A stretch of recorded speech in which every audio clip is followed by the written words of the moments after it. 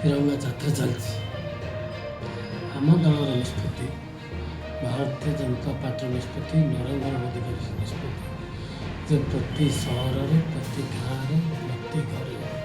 समस्त घर तिरंगा पताका लगे ये देशभक्त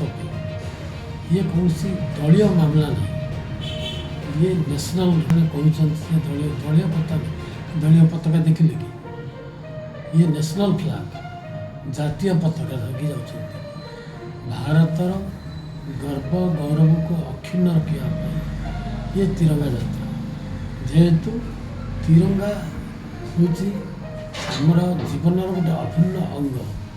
ताकू छाड़ी आम कौन कर पताका को लेकिन आम गर्व अनुभव कर आम आज तिरंगा यात्रा सबुठ होगी आज आस्था भी आम कर यह कहना चाहूँ जे घरे घरे तिरंगा लगे घरे घरे तिरंगा लगे समस्ते तिरंगा को सम्मान दिखाते देश गर्व बढ़ाते आमर रेवेन्यू बंगला आरंभ है खंडेश्वरी मंदिर सब